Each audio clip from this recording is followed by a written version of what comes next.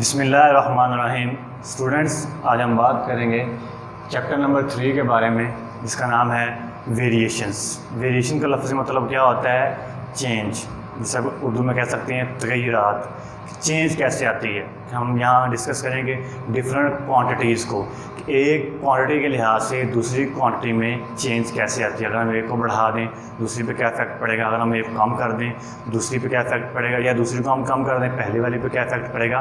तो इस तरह डिफरेंट क्वांटिटीज़ में चेंज किस तरह आएगी जब उनकी वैल्यू को हम कम या ज़्यादा करेंगे, वो पढ़ेंगे यहाँ पे हम वेरिएशंस।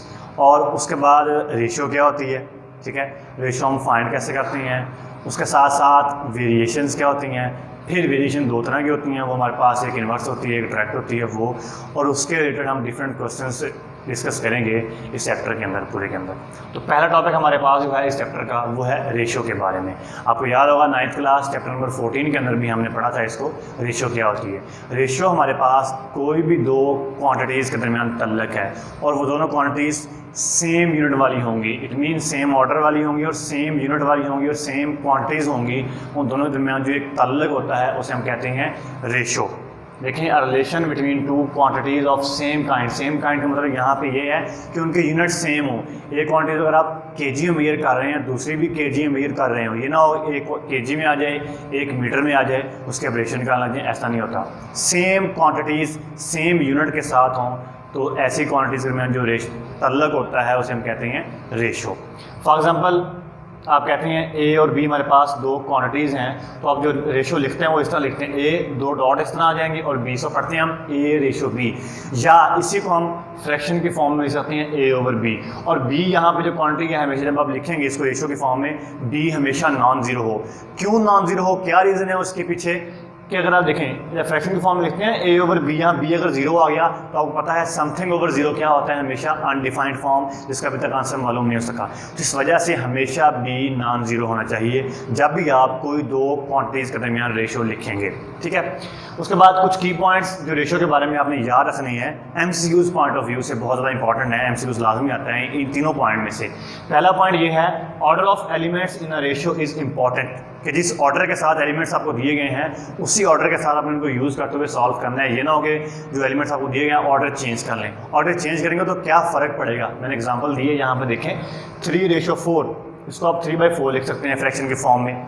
अब पहले क्या किया आपने, 3 पहले आ रहा था 4 बाद में, अब 4 पहले आ जाएगा 3 बाद में आ जाएगा, तो 4/3 फ्रैक्शन मान के दोनों में चेंज देखें, 3/4 का आंसर और होगा, 4/3 का आंसर और होगा, तो इसके आंसर में डिफरेंस आ जाएगा, हम इसको फ्रैक्शन की फॉर्म में लिखेंगे। तो इस वजह से ऑर्डर बहुत ज़्यादा इंपॉर्टेंट है, ठीक है, इसके अंदर रेशियो के अंदर। जो पहला पॉइंट आपने याद रखना है MCQs के हवाले से, इस वजह से मैंने इसको ब्लू से अंडरलाइन की है। सेकंड पॉइंट जो है कि जो हम दो टर्म्स यूज़ करते हैं, ए और बी क्वांटिटीज़ हैं, उनके नाम क्या हैं। पहले का नाम होता है एंटीसीडेंट होता है टर्म, और दूसरी टर्म का होता है कंसिक्वेंट, ठीक है। इन दोनों के नाम अपने याद रखनी है, MCQs के वजह से बहुत ज़्यादा इंपॉर्टेंट है ये। थर्ड पॉइंट हमारे पास है, a ratio has no units. क्यों, इसकी डेफिनेशन का आंसर है इसका, किसी भी रेशियो के यूनिट क्यों नहीं होते। हमने पढ़ा था a relation between two quantities of same kind, तो मैंने यहाँ वर्ड बोला था सेम यूनिट्स होंगे। जब सेम यूनिट्स होंगे तो हम जब रेशियो लेंगे उनकी, जब इसको हम सॉल्व करेंगे फ्रैक्शन की फॉर्म में लिखेंगे तो दोनों यूनिट्स कैंसिल हो जाएंगे। तो इस वजह से जब भी आप हमें दो सेम क्वांटिटीज़ के दरमियान रेशियो लेते हैं उसको यूनिट नहीं होता, और ना हमेशा कभी यूनिट होगा रेशियो का। एग्जाम्पल एक छोटी सी है कि 200 ग्राम का आपने 700 ग्राम के साथ रेशियो लेनी है। आपने जब भी क्वेश्चन को सॉल्व करना है, हम सॉल्व करेंगे एक्सरसाइज के अंदर, ये बात याद रखनी है, जब भी सॉल्व करना है दोनों क्वांटिटीज़ को आपने सेम यूनिट में लेके आना है। जैसे देखें यहाँ एक ग्राम है दूसरी भी ग्राम में है, ठीक है, अगर यहाँ ये केजी में होती तो हम इसको ग्राम में लेके आते, आपने उस यूनिट में लेके आना है उसको, कि आपके पास आंसर पॉइंट की फॉर्म में ना आए, ठीक है। ये बात याद रखनी है कि जब भी आप यूनिट्स चेंज कर रहे होंगे रेशियो के, तो जो आंसर है वो पॉइंट की फॉर्म में ना आए। इस वजह से आपने उसको चाहे बड़े यूनिट में ले जाएं चाहे छोटे में ले जाएं, लेकिन आंसर पॉइंट की फॉर्म में आए। ये मैटर नहीं करता कि बड़े में लेके जा रहे हैं या छोटे में लेके जा रहे हैं, ठीक है। 200:700, इसको फ्रैक्शन की फॉर्म में लिखेंगे, दोनों जीरो कैंसिल हो जाएंगे, 2/7, 2:7 आएगा इन दोनों के दरमियान। ऐसे ही एक एग्जाम्पल और दी है, 1 किलोमीटर हमारे पास है और 600 मीटर है। 1 किलोमीटर का मतलब इसमें होते हैं हमारे पास 1000 मीटर और ये है 600 मीटर। इट मीन्स किलोमीटर आप चेंज कर रहे हैं किलोमीटर को मीटर के अंदर, अगर आप मीटर को चेंज करें किलोमीटर में तो पॉइंट के फॉर्म में आंसर आ जाएगा, जिसकी वजह से उसको सॉल्व करना मुश्किल हो जाएगा। तो इस वजह से इसको आप ऐसे रहने देंगे मीटर वाले को, किलोमीटर वाले को आप मीटर में चेंज कर लेंगे, 1000 मीटर और 600 मीटर आ जाएगा। ये 2 0 और 2 0 कैंसिल होंगे, पीछे बचेगा 10 और 6। इसको मजीद सॉल्व करेंगे तो 5 और 3 हमारे पास ही आ जाएगा, आंसर आ जाएगा। अब इसी के रिलेटेड हम क्वेश्चन करेंगे नेक्स्ट।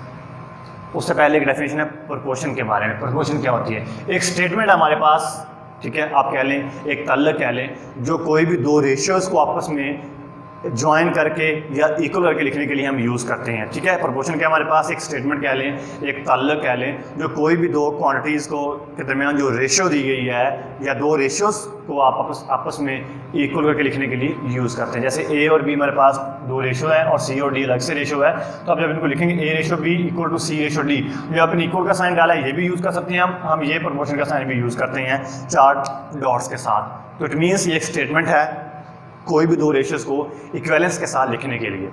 उसके बाद कुछ क्वेश्चंस के लिए हमने फार्मूला यूज़ करना है, जिसके लिए आपको एक्सट्रीम्स और मीन्स का पता होना ज़रूरी है।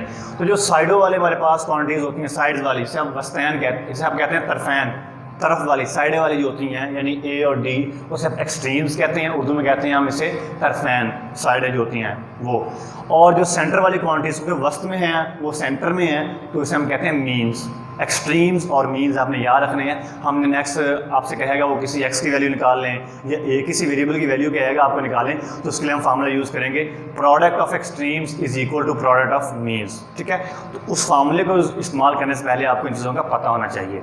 नेक्स्ट एक्सरसाइज 3.1, रेशियो है 450 सेंटीमीटर है और 3 मीटर है।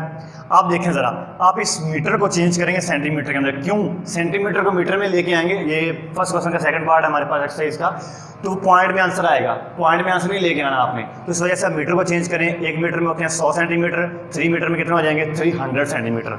तो रेशियो की फॉर्म में लिखें, 1 0 1 0 कैंसिल हो जाएगा, पीछे बचेगा 45 और 30। 5 के टेबल पढ़ें, ये 9 पे और ये 6 पे आंसर आ जाएगा। फिर 3 के टेबल पढ़ें तो 3:2 हमारे पास ही आ जाएगा, इसका आंसर आ जाएगा। सिमिलरली क्वेश्चन नंबर 4 है, इसका 27 मिनट्स हैं और 30 सेकंड है और 1 आवर है साथ में। तो आप पहले इन मिनट्स को सेकंड में चेंज कर लें, इजी हो जाएगा हमारे लिए। 27 मिनट को आप जब चेंज करेंगे, क्योंकि 1 मिनट में होते हैं 60 सेकंड, 27 को मल्टीप्लाई करेंगे 6 से तो आंसर आएगा 1620 सेकंड्स आ जाएगा, ये आंसर आ गया। और 30 सेकंड ऑलरेडी मौजूद है, वो इसमें ऐड कर लें, टोटल बनेगा 1650 सेकंड्स हमारे पास टोटल बनेगा इस क्वांटिटी का आंसर। अब 1 आवर में कितने होते हैं 60 मिनट्स होती हैं, और 1 मिनट में कितने सेकंड होते हैं 60 होते हैं, दोनों को मल्टीप्लाई करें 3600 सेकंड्स आ जाएंगे। दोनों की रेशियो लेंगे आप, इनको सॉल्व करेंगे तो आंसर आएगा 24:11 आ जाएगा। ये रेशियो के रिलेटेड क्वेश्चन था। नेक्स्ट हमारे पास क्वेश्चन नंबर 2 है, उसमें जो उसने कहा है टोटल स्टूडेंट्स हमारे पास 60 हैं, उनमें से जो गर्ल्स हैं वो 25 हैं, ठीक है। पहले आप निकालेंगे बॉयज़ की तादाद, उसके बाद आप क्वेश्चन को सॉल्व करेंगे। अब टोटल हमारे पास 60 हैं, 25 में से लड़कियां हैं, तो आप क्या करेंगे टोटल में से लड़कियों की तादाद निकाल लेंगे, बाकी कितने बचेंगे हमारे पास बॉयज़ बच जाएंगे। तो देखें ज़रा, बॉयज़ की तादाद निकालने के लिए हमने किया 60 - 25 35 आंसर आ गया। फर्स्ट पार्ट में कहा है बॉयज़ टू गर्ल्स दोनों की रेशियो निकालें, बॉयज़ और गर्ल्स की रेशियो निकालें। बॉयज़ की वैल्यू हमारे पास जो आई थी वो आई थी 35, गर्ल्स की आई थी 25, दोनों का 5 पर सॉल्व करेंगे तो 7:5 आ जाएगा।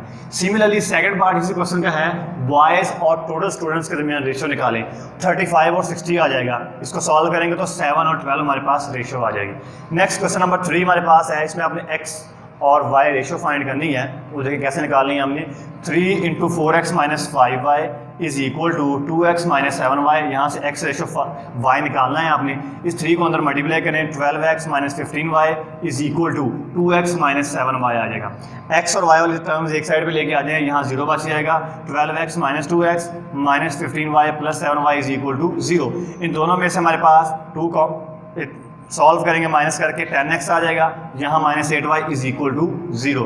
हमें चाहिए x और y की रेशियो, इसको इस साइड पे ले जाएं, 10x बनेगा 8y के इक्वल, और y को इधर डिवाइड करवा दें, नेक्स्ट स्टेप में 10 को उधर जाकर डिवाइड करवा दें, x और y बनेगा 8/10 के इक्वल। इसको फर्दर सॉल्व करेंगे तो x और y आएगा 4/5 के इक्वल। आप फ्रैक्शन की फॉर्म में इसको आप रेशियो के फॉर्म में लिख लें तो बनेगा x ratio y is equal to 4:5। Next question number 5, 4 और 5 ऑलमोस्ट दोनों सेम है, इसमें हमने वही फार्मूला लगाना है, प्रोडक्ट ऑफ एक्सट्रीम्स और मीन्स वाला फार्मूला लगा के वहाँ से x की वैल्यू फाइंड करनी है। तो 3x plus 1 ratio 6 plus 4x is equal to 2:5। उसने कहा है ये दोनों रेशो बराबर हैं, उसमें थ्योरी की फॉर्म में आपको स्टेटमेंट दी है और कहा है ये दोनों रेशो आपस में बराबर हैं, आप x की वैल्यू फाइंड करें। तो आप फार्मूला लगाएंगे product of extremes is equal to product of means. ये फार्मूला होता है, एक्सट्रीम्स ये वाले हैं, 3x प्लस 1 5 के साथ होगा, 6 प्लस 4x 2 के साथ होगा। मल्टीप्लाई करवाएं इनको, 15x plus 5 12 plus 8x, x वाली एक साइड पे कर लें, कांस्टेंट एक साइड पे कर लें। तो 15x माइनस 8x 7x आ जाएगा, 12 माइनस 5 7 आ जाएगा, x आएगा 7/7 1 आंसर आ जाएगा। तो 5 क्वेश्चन तक आपने इस एक्सरसाइज के पहले 5 क्वेश्चन करने हैं इस लेक्चर के अंदर। और जो आज की असाइनमेंट है आप लोगों के लिए बेटा, वो ये 2 क्वेश्चन नोट कर लें आप ज़रा अच्छे से। ये असाइनमेंट क्वेश्चन हैं आपके लिए, वो है a plus 3 ratio 7 plus a is equal to 4:5। 2 ratio equal दी गई हैं, आपने a की वैल्यू फाइंड करनी है। सिमिलरली 6:x प्रोपोर्शन 3:5, यहाँ से आपने x की वैल्यू फाइंड करनी है। तो यहाँ तक आपका लेक्चर था आज का। अल्लाह हाफिज़।